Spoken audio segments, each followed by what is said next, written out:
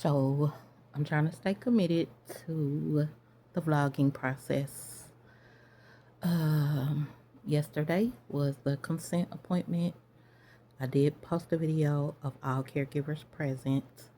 I think I posted it on Facebook and Snapchat. I'm learning how to post in multiple platforms at the same time and learning to use TikTok. YouTube is where I'm most comfortable, so I'm gonna do what I can where I can while I can. I am doing it anyway, doing it despite uh, what it feels like, what it seems like, what it looks like.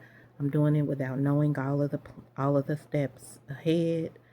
I can see the next step, and I haven't even been able to let myself see past the next step, like further down the road.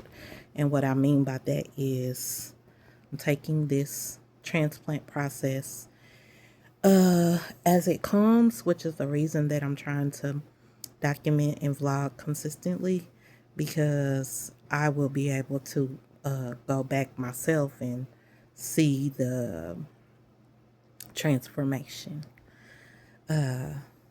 I do trust and believe that God promised me healed, sealed, and cured, and this is the curing process. I have received a revelation. I don't know if I will be cured on this side, in this vessel, or transition to the cure. But however it comes, I'm grateful. Part of the consent appointment yesterday was that my children had to sign a durable power of attorney and a DNR. I do have a DNR. I have no desire. I've already prayed about it. I've seen it. I've thought about it, manifested it. However, stay or however I am treated medically, it does not involve being resuscitated. I, how I worded it was, don't let nobody jump on top of my chest and just start compression. I don't want that. If I'm going and the only way to bring me back is for somebody to start jumping up and down on my chest with some paddles, let me go. And don't put no, and I just know that that's not how I'm supposed to go. I'm supposed to go in my sleep. I'm supposed to go peacefully, easily, without trauma. I'm supposed to transition the way the Lord just ushers me to go to the other side. And I thank God for that. And I trust God for that. And I put my faith on that. And even in this process, that this process won't disrupt it. I do believe that this sickness is not unto death. I do believe that the multiple myeloma, that the blood cancer will be, to be honest, I've learned how long that I've already lived with it. And so this manifestation of it, for me to be able to treat it, battle it, confront it now at this good age of 54, as opposed to in 10 years living with it, which people do and have done. I've just decided to not do that.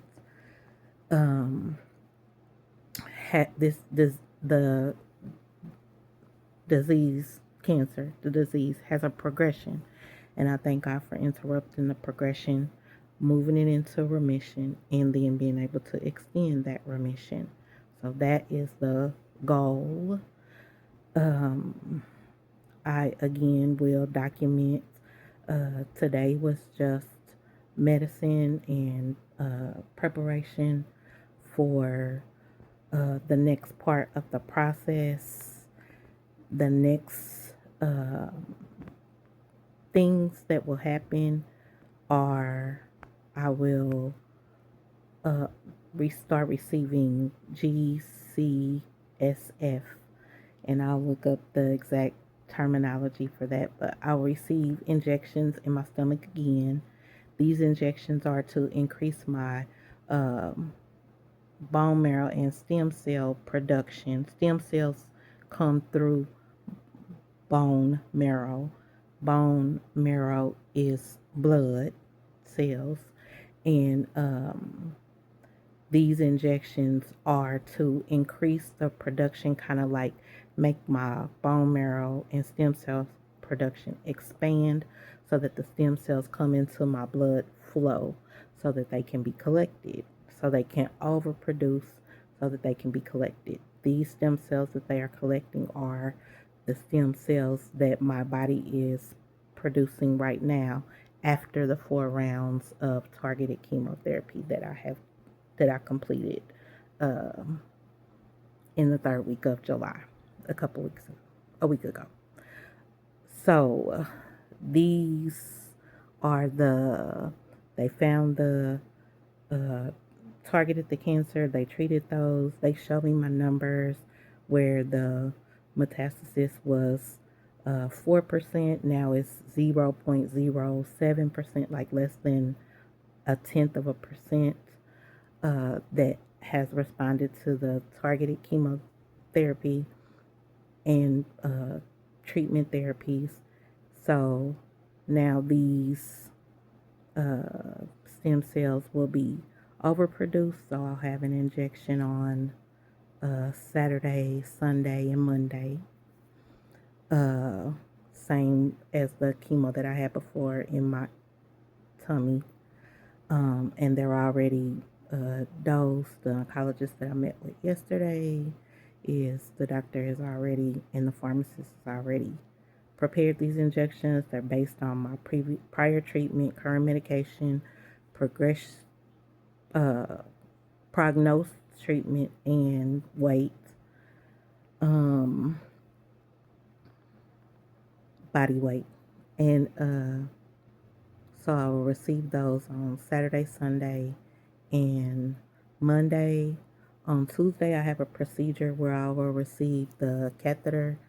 I'll make sure that I take a picture of that. I gotta go to get some, make sure I have button-up shirts in my wardrobe because the future appointments not only are button-ups convenient for receiving my injections, but the catheter, I think it'll be on the right side. And if it's not too gross, I'll show it. But I get put to sleep for that. Just please pray for me because being not independent, being a dependent is totally new for me. Not being able to at least provide basic care for myself is so far away from me being the type of person who meets anticipated needs of others and myself.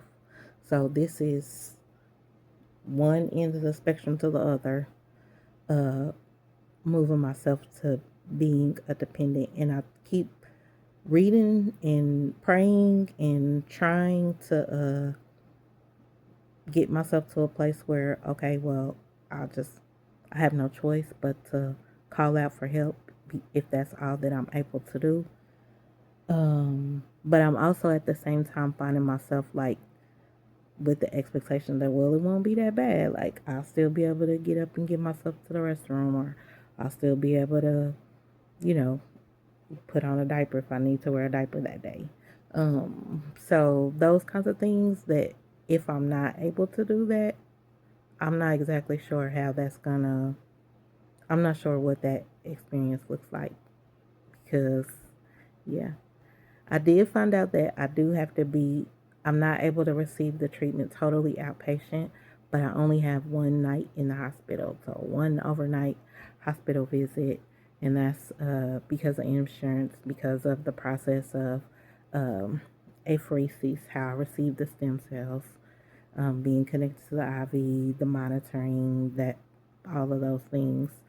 And I'm my own donor. So because I'm my own donor, I have to be prepared to, if needed, receive a blood transfusion. So that's the reason that I have to have a night in the hospital.